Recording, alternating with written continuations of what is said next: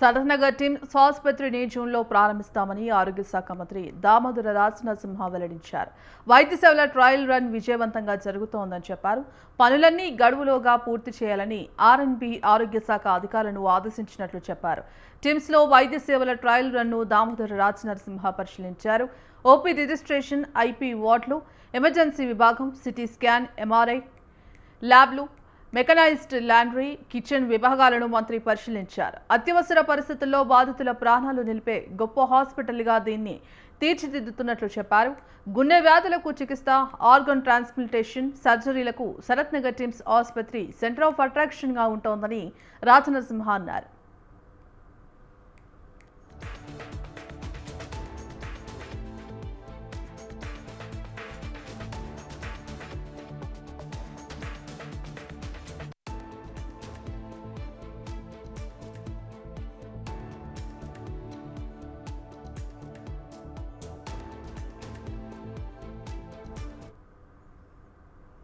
వరిధాన్యం ప్రతి గింజ ప్రభుత్వం కొనే వరకు పోరాడతామన్నారు తాండూరు నియోజకవర్గం బీఆర్ఎస్ ఇన్ఛార్జ్ శ్రీశైలరెడ్డి.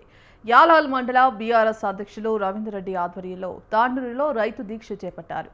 యూరియా లేక రైతులు సతమతమవుతున్నారన్నారు. యూరియా కోసం తెచ్చిన యాప్లో మాత్రమే యూరియా ఉంటోంది, కానీ ఫెర్టిలైజర్ షాప్లో నిల్ అని ఎద్దేవా చేశారు. యాలాల్ మండలం బెన్నూరులో వడ్ల కొనుగోలు కేంద్రాన్ని బీఆర్ఎస్ నేతలు సందర్శించారు. యూరియా కోసం ధర్నా చేసేవారు రైతులే కాదని రేవంత్ రెడ్డి అనడం సరికాదని శ్రీశైలరెడ్డి ఖండించారు. 24 గంటల్లోగా ధాన్యం కొనకపోతే ఎమ్మెల్యే క్యాంప్ ఆఫీసులో వడ్లతో ధర్నా చేస్తామని హెచ్చరించారు.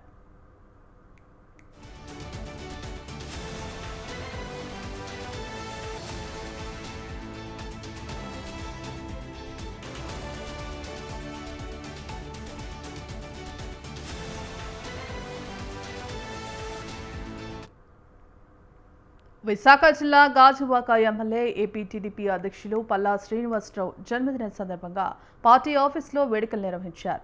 విశాఖ ఎంపీ శ్రీభరత్, విశాఖ తూర్పు MLA Velagapudi Ramakrishna Babu cake cut చేసి అందరికీ తినిపించారు. ముందుగా టీడీపీ వ్యవస్థాపక అధ్యక్షుడు ఎన్టీ రామారావు విగ్రహానికి శ్రీభరత్ పూలమాల వేసి నివాళులర్పించి బర్త్డే కార్యక్రమాన్ని ప్రారంభించారు. పల్లా శ్రీనివాసరావుకు జన్మదిన శుభాకాంక్షలు తెలిపారు. చోడే వెంకట పట్టాభిరామ్ ఇదే రోజు హనుమాన్ జయంతి కూడా కావడంతో పర్వదినం అని చెప్పారు.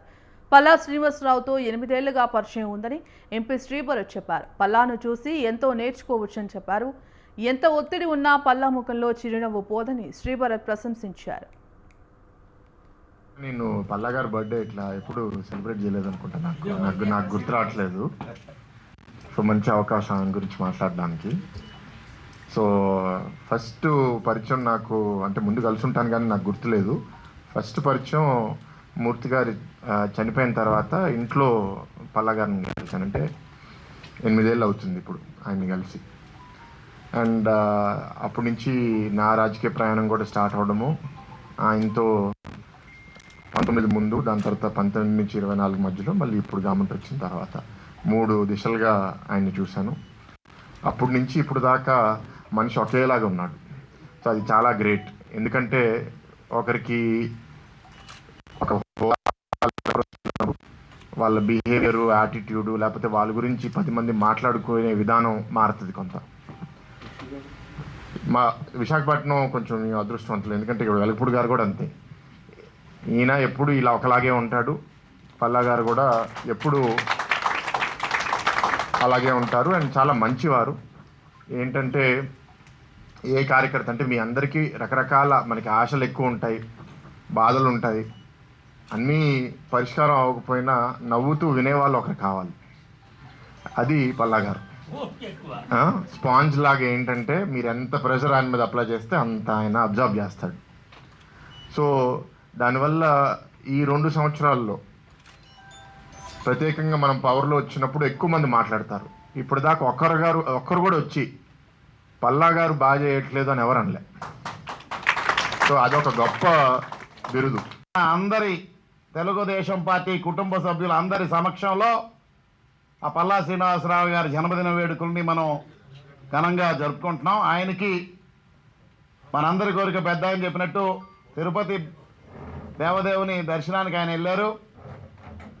ఆయన ఆశీర్వాద ఫలితంగా మరి ఈరోజు హనుమత్ జయంతి ఆ స్వామి కృప వల్ల, ఆంజనేయ స్వామి కృప వల్ల, అట్లాగే షిరిడి సాయినాథుని ఆశీర్వచనం వల్ల, వాళ్ళమాంబ తల్లి కృప వల్ల మన అందరం కోరుకునేది ఏంటంటే ఆయన రాజకీయంగా మరింత ఉన్నత శిఖరాన్ని. మన రాష్ట్ర తెలుగుదేశం పార్టీ అధ్యక్షులు, మన అందరికీ ఆత్మబంధువు, విశాఖ నగరంలో అందరికీ కూడా ఎంతో ఆప్యాయంగా పలకరించే వ్యక్తి మన పల్లా శ్రీనివాసరావు గారి జన్మదిన సందర్భంగా ఈరోజు నియోజకవర్గాల్లో అన్ని వార్డుల్లో ఎంతో ఘనంగా జన్మదిన వేడుకలు జరుపుకోవడం జరిగింది.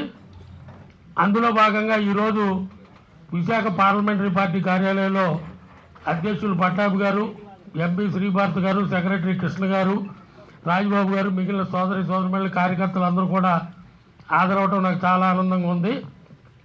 ఈరోజు మన పల్లా శ్రీనివాస్ గారు తిరుపతి వెంకటేశ్వర స్వామి ఆశీస్సులు కోవటం, తిరుపతి వెళ్ళడం జరిగింది. అందులో ముఖ్య విశేషం ఏమిటంటే ఆయన వైసీపీ నాయకుడు నాగార్జున యాదవ్పై పల్నాడు జిల్లా సత్తెనపల్లి పోలీసులు కేసు నమోదు చేశారు. కేంద్రం ఇచ్చిన 1200 కోట్ల పంచాయతీ నిధులను డిప్యూటీ సీఎం పవన్ కళ్యాణ్ దారి మళ్లించారని నాగార్జున యాదవ్ చేసిన వ్యాఖ్యలపై కేసు నమోదు చేశారు. నాగార్జున యాదవ్ వ్యాఖ్యలపై జనసేన నేత రామసైదులు ఫిర్యాదు చేశారు. పవన్ కళ్యాణ్ను త్వరలో లోకేష్ వెన్నుపోటు పొడుస్తారని, కూటమి పార్టీల మధ్య విషపూరితమైన కుట్ర జరుగుతోందని కూడా నాగార్జున వ్యాఖ్యలు చేశారు.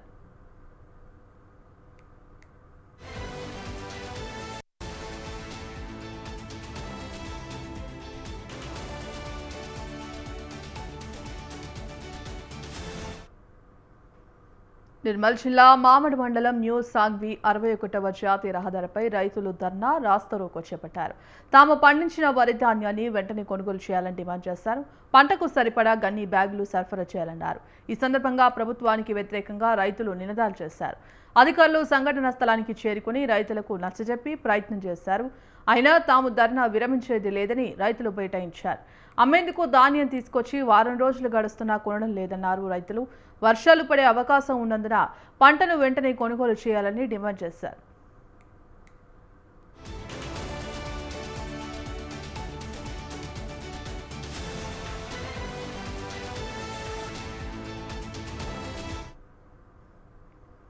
నెట్ యూజీ పరీక్ష రద్దు చేయడంపై ఎస్ఎఫ్ఐ విద్యార్థి యూనియన్ రాష్ట్ర కార్యదర్శి నాగరాజు ఆగ్రహం వ్యక్తం చేశారు. నెట్ పరీక్షను సరిగ్గా నిర్వహించలేని ఎన్టీఏను రద్దు చేయాలని డిమాండ్ చేశారు. నెట్ను రాష్ట్రాలే నిర్వహించే అవకాశం కల్పించాలని నాగరాజు కోరారు. నెట్ పరీక్ష రద్దుతో విద్యార్థులు నష్టపోయారని ఆయన విచారం వ్యక్తం చేశారు. నెట్ పరీక్ష కోసం కోచింగ్ సెంటర్లకు వెళ్లి చదువుకున్న విద్యార్థులు ఆందోళన చెందుతున్నారన్నారు. నెట్ యూజీ పేపర్ లీక్ చేసిన వారిని కఠినంగా శిక్షించాలని నాగరాజు డిమాండ్ చేశారు. జరిగినటువంటి నీట్ పరీక్షని ఎన్టీఏ రద్దు చేస్తూ నిర్ణయం తీసుకున్నది. ఈ నిర్ణయం వల్ల సుమారు 22 లక్షలన్నర విద్యార్థులు ఈరోజు నీట్ పరీక్షను రాశారు. వాళ్ళ నష్టపోయే అవకాశం ఉంది. ప్రధానంగా మేము మొదటి నుంచి చెప్తా ఉన్నాం, ఈ దేశంలో ప్రవేశ పరీక్షలు, అందులోనూ చాలా ముఖ్యమైనటువంటి మెడికల్ కాలేజీలో సీట్ల కోసం నిర్వహించినటువంటి ఇలాంటి ప్రవేశ పరీక్షల పట్ల చాలా జాగ్రత్తగా ఉండాలి. అనేక అనుభవాలు ఉన్నాయి. దేశం మొత్తం విద్యని ఒకే దగ్గర కేంద్రీకరణ చేసి ఒకే దగ్గర నుంచి పరీక్షను నిర్వహించాలనుకునే ఏదైతే ధోరణి ఉందో దానివల్ల ఇట్లాంటి తప్పిదాలు జరుగుతూ ఉన్నాయి. 2024లో నీట్ పరీక్షని లీక్ అయింది, 1-2 సార్లు అయింది. అనేక మంది విద్యార్థులు ఆత్మహత్య చేసుకొని చనిపోయారు. అనేక మంది విద్యార్థులు రోడ్ల మీదకి వచ్చి చాలా ఆందోళన చేశారు. మళ్ళీ 2026లో అదే తరహా పేపర్ లీక్ అయింది. ఎన్టీఏ నిర్వహిస్తున్న పరీక్షల నిర్వహణలోనే చాలా లోపాలు ఉన్నాయి. గతంలో యూజీసీ నెట్ 2 సార్లు లీక్ అయింది, నీట్ 2 సార్లు లీక్ అయింది. ఎన్టీఏకి ఒక స్పష్టమైనటువంటి పరీక్షల ప్రణాళిక లేదు, పరీక్షలు నిర్వహించేటటువంటి అవకాశం లేదు. ఈరోజు సొంతంగా చదువుకొని లక్షల రూపాయలు కోచింగ్ సెంటర్లకు వెళ్ళి, దేశంలో ఉన్నటువంటి ప్రముఖమైన కోచింగ్ సెంటర్లకు వెళ్ళి లక్షల రూపాయలు ధారపోసి చదువుకున్నటువంటి విద్యార్థుల భవిష్యత్తు మొత్తం కూడా అగమ్య గోచరంగా మారిన పరిస్థితున్నది. కాబట్టి దీని మీద ఎన్టీఏని పాత్ర సింపుల్గా మేము పరీక్షను రద్దు చేసాం, ఎక్కడో రాజస్థాన్లో జరిగింది, కేరళలో జరిగింది, లేకపోతే ఇంకో దగ్గర జరిగింది, ఒక 600 మార్కులకు దీనికి పోలి ఉన్నాయని చెప్పి చెప్తున్నారు. మరి ఇన్ని లక్షల మంది విద్యార్థులు ఇన్ని సంవత్సరం పాటు కష్టపడి చదివినటువంటి వాళ్ళు ర్యాంక్ వస్తుంది అనుకుంటున్న విద్యార్థులు మే 3 తర్వాత ఇప్పటికీ అందరు పరీక్ష రాసాము హ్యాపీగా అని చెప్పేసి ఫీల్ అయినటువంటి విద్యార్థులు మళ్ళీ ప్రిపరేషన్ స్టార్ట్ చేయాలని అంటే, మళ్ళీ ర్యాంక్ తెచ్చుకోవాలని అంటే ఈ గందరగోళం ఏంటి? ఈ దేశంలో ఎన్నిసార్లు పేపర్ లీక్ అవుతుంది? ఎన్టీఏ ద్వారా ఇన్ని లోపాలు జరుగుతున్నప్పటికీ కేంద్ర విద్యాశాఖ మంత్రి శాఖ ఏం చేస్తున్నది? ఈ దేశంలో ఉన్నటువంటి కేంద్ర ప్రభుత్వం ఎక్కడ స్పష్టమైన ములుగు జిల్లా ఏటూరు నగరంలోని Chinnaboinapalli school art teacher Ramesh ప్రత్యేక కళ ప్రతిభను ప్రదర్శించారు. హనుమాన్ జయంతి సందర్భంగా ఆయన రావి ఆకుపై హనుమంతుని చిత్రం వేశారు. లీఫ్ కార్వింగ్ ఆర్ట్ ద్వారా రవి ఆకుపై ఆంజనేయ స్వామి జెండా పట్టుకొని నిలిచిన అందమైన చిత్రాన్ని ఆయన చక్కగా చెక్కారు. అత్యంత నైపుణ్యంతో ఆకుపై మలిచిన ఈ చిత్రం స్థానికంగా ప్రశంసలు అందుకుంటోంది. హనుమాన్ భక్తి, భారతీయ సంస్కృతిని ప్రతిబింబించేలా హనుమాన్ జయంతి వేడుకలలో ఈ కళాఖండం ప్రత్యేక ఆకర్షణగా నిలిచింది.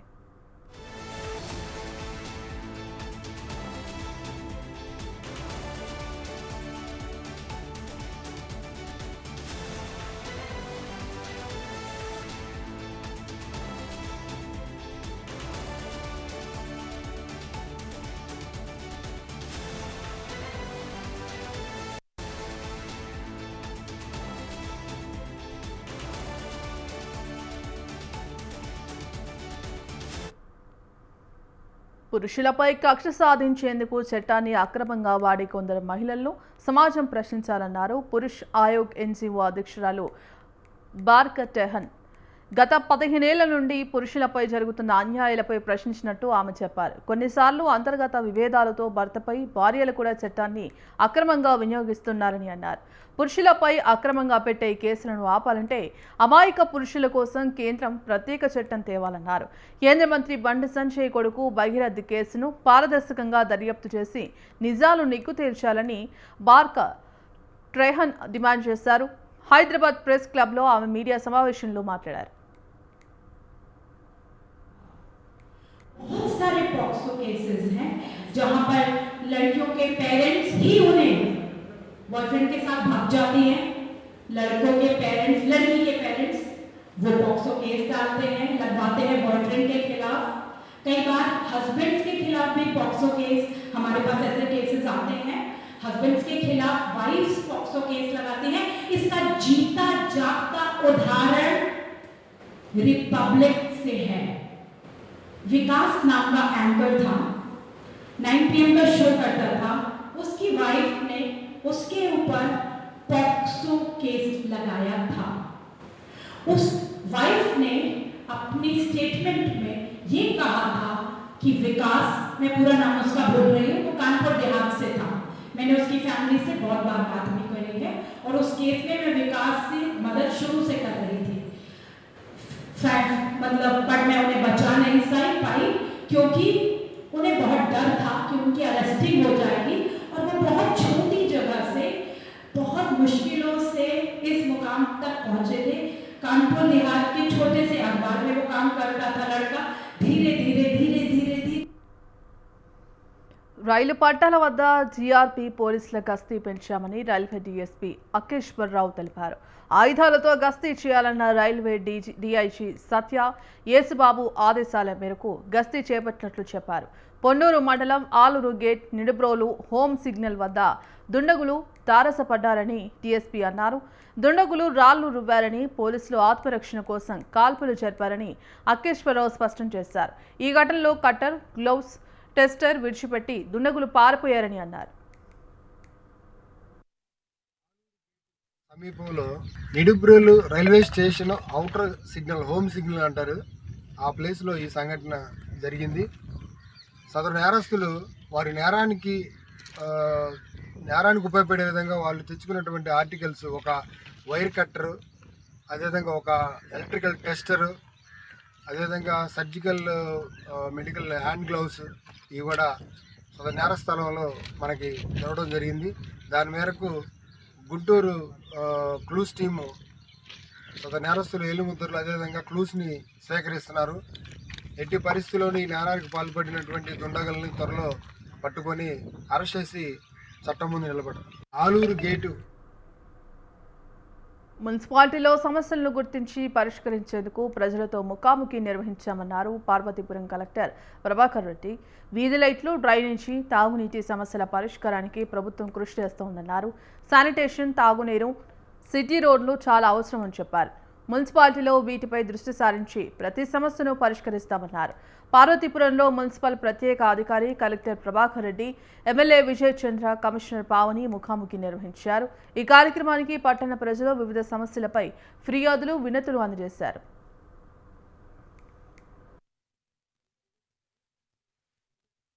కేబుల్ పెట్టడం జరిగింది. కట్టి ఇచ్చాము. అన్ని సంఘాలు అన్ని అసోసియేషన్లు కూడా మీటింగ్ పెట్టారు. అప్పుడు డిపిఓ పెద్దలందరూ వచ్చి అమ్మ సమస్య చెప్పారు. ఆ మాస్టర్ గారు మళ్ళీ మార్చారు కదా, మళ్ళీ అవే పాత సంగతులు వచ్చేసారు.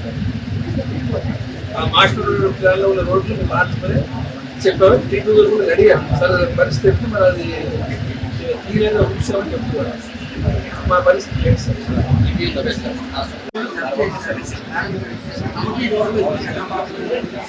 అయితే మాకు సోమేశ్వర దేవస్థానం గంగావతి నది కింద నుండి సోమేశ్వర దేవస్థానం ప్రాంగంలో అక్కడ నాగవల్లికి దీనికి మధ్యని చాలా. లోకల్ న్యూస్లో షార్ట్ బ్రేక్ తీసుకుందాం. Stay with us.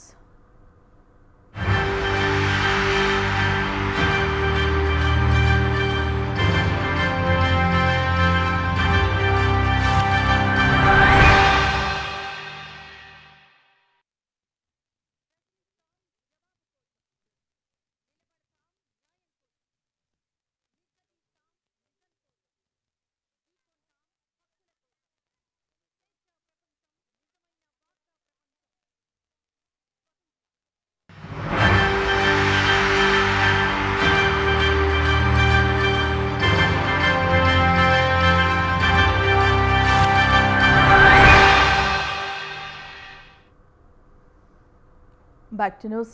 వికారాబాద్ జిల్లా పరిగిలో ఆర్టీసీ డ్రైవర్ నరసింహులు దంపతులు దాడి చేశారు. హైదరాబాద్ నుంచి పరిగి వచ్చిన ఆర్టీసీ బస్సు పరిగి బస్టాండ్లో ప్రయాణికులను దింపి బస్సును డ్రైవర్ ఓ పక్కన ఆపాడు. బస్సు ఎక్కడికి వెళ్తోందని డ్రైవర్ను దంపతులు అడిగారు. అయితే బస్సు డిపోలోకి వెళ్తోందని డ్రైవర్ సమాధానం ఇచ్చాడని సమాచారం. డ్రైవర్ మాట వినకుండా అదే బస్సులో డిపోలోకి దంపతులు వచ్చారు. అయితే బస్సును డిపోలోకి తీసుకువస్తావా అంటూ ఇష్టానుసారంగా పరుష పదార్థాలతో డ్రైవర్పై దాడి చేశారు. డ్రైవర్ ఫిర్యాదుతో పరిగి పోలీసులు కేసు నమోదు చేసి దర్యాప్తు చేపట్టారు.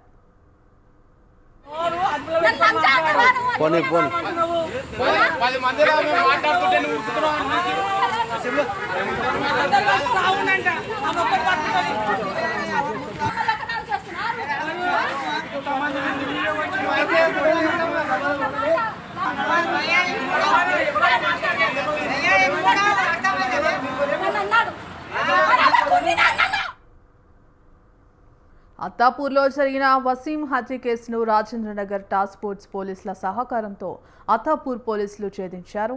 ఈ కేసులో కొంగల్ల ప్రశాంత్, మిట్టా జగదీష్, రామ్ రోషన్ యాదవ్, గరుడ తరుణ్ కుమార్, అరకుల నిఖిల్, గుల్గులోత్ రాజ్ కుమార్, కాపులూరి వెంకట్రావు, మంకాల ప్రశాంత్, జన్వాడే సోను ఉన్నారు. మృతుణ్ణి లంగర్ హౌస్కు చెందిన మహమ్మద్ హుస్సేన్ అలియాస్ వసీంగా గుర్తించారు. ఏసీ టెక్నీషియన్ వసీంపై మే 9న దాడి జరిగింది. ఉస్మానియా ఆసుపత్రిలో చికిత్స పొందుతూ మే 10 తెల్లవారుజామున మృతి చెందాడు. గంజాయి సరఫరాలో మృతుడు నిందితుల మధ్య వివాదాలున్నట్లు పోలీసులు గుర్తించారు. ఇక వసీంను దారుణంగా కొట్టిన నిందితులు ఏజీ కాలేజ్ మెయిన్ గేట్ వద్ద వదిలేసి పరారైనట్లు పోలీసులు చెప్పారు. సీసీ ఫుటేజ్, సాంకేతిక ఆధారాలు, ప్రత్యక్ష సాక్షుల సహాయంతో నిందితులను గుర్తించి అరెస్ట్ చేసినట్లు పోలీసులు తెలిపారు. ఇన్ఫర్మేషన్ రావడం జరిగింది. మొహమ్మద్ హుస్సేన్ అలియాస్ వసీం అనే పర్సన్ని కొందరు కిడ్నాప్ చేశారని ఆ సమాచారంతో మా ఎస్హెచ్ఓ నాగేశ్వరరావు అండ్ టీమ్ ఎక్కడ కిడ్నాప్ అయినరు, ఏ వైపు వెళ్ళినరు అదంతా చూస్తూ మధ్యరాత్రి ఆ టైంలో మన అగ్రికల్చరల్ యూనివర్సిటీ మెయిన్ గేట్ దగ్గర ఆ వ్యక్తిని ట్రేస్ చేయడం, ఆ వ్యక్తిని మళ్ళీ హాస్పిటల్ తీసుకొని వెళ్తే ఉస్మానియా హాస్పిటల్లో 10th ఎర్లీ అవర్స్ 5:37కి ఈ వసీం చనిపోవడం జరిగింది.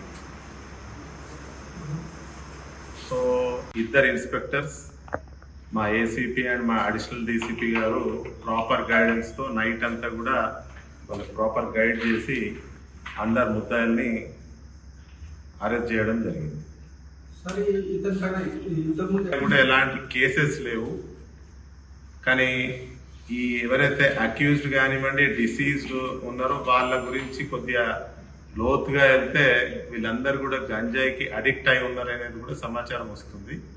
సో ఎవరైతే ఇప్పుడు 9 మంది ముద్దాయిలు ఉన్నారో వీళ్ళని ఈరోజు కోర్టులో ప్రొడ్యూస్ చేసినాం. మళ్ళీ వీళ్ళపైన ఫర్దర్ కూడా ఫ్యూచర్ కూడా వీళ్ళపైన ప్రాపర్గా మేము సర్వేలెన్స్ పెట్టి ఉంచుతాము. ఇంకా ఎవరైతే ఈ ప్రాంతంలో పర్టికులర్గా ఈ ఆరంగర్ కానివ్వండి, మైలార్దేవపల్లి లిమిట్స్ కానివ్వండి, అదే ఫలక్నమా అండ్ అత్తాపూర్ లిమిట్స్లో ఎవరైతే గంజాయి సప్లయర్స్ ఉన్నారో, గంజాయిని ఎవరైతే సేవిస్తున్నారో వాళ్ళందరిది కూడా ఇన్ఫర్మేషన్ మేము కలెక్ట్ చేస్తూ ఉన్నాము. సో హైదరాబాద్ పోలీస్ మేము స్ట్రిక్ట్గా ఉన్నాం ఇక్కడ. సో ఎవరైతే గంజాయి పెడ్లర్స్ కానివ్వండి, ఇంకా వేరే ఎవరైనా కానీ అందరికి ఒకటే వార్నింగ్ ఇస్తూ ఉన్నాము. ఇక్కడ వాళ్ళ ఆగడాలు ఏం నడవ ఇక్కడ. ఎందుకు అనంటే ప్రభుత్వం, అదే విధంగా మా డీజీపీ సార్, మా సిపి హైదరాబాద్ సజ్జనార్ సార్ కూడా పంచగుట్ట పోలీస్ స్టేషన్కు కూతవేటు దూరంలో ఆర్యభవన్ వెనుక ఈ నెల 8న గణేష్ అండ్ కో స్టాంపుల షాప్ వద్ద చోరీ జరిగింది. బ్యాంకులో డబ్బు డిపాజిట్ చేసేందుకు పంచగుట్ట వచ్చిన అఫ్షద్ అనే వ్యక్తి గణేష్ స్టాంప్స్ అండ్ కో వద్ద ఆగి 15 లక్షల బ్యాగ్ను కుర్చీలో పెట్టినప్పుడు అది మాయమైంది. దీంతో పంచగుట్ట పోలీసులకు అఫ్షద్ ఫిర్యాదు చేశారు. కేసు నమోదు చేసి దర్యాప్తు చేపట్టిన పోలీసులు నిందితులను అదుపులోకి తీసుకున్నట్లు తెలుస్తోంది.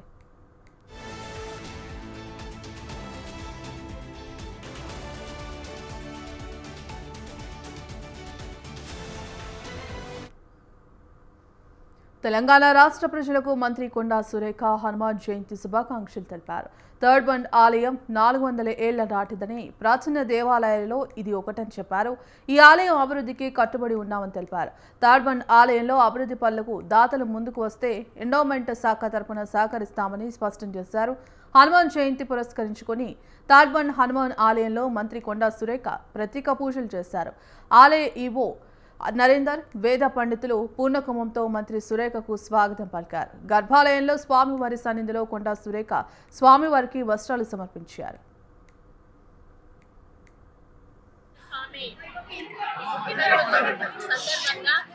మరి తెలంగాణ రాష్ట్ర వ్యాప్తంగానే కాదు, తెలుగు ప్రజలందరూ కూడా ప్రపంచ వ్యాప్తంగా ఈ యొక్క పండుగను మరి అంగరంగ వైభవంగా జరుపుకుంటున్న సందర్భంలో దేవాదాయ శాఖ మంత్రిగా శ్రీ వీరాంజనేయ స్వామి దేవాలయం కార్బన్ సికింద్రాబాద్కు ఈరోజు నేను మరి దర్శించుకోవడానికి రావడం జరిగింది.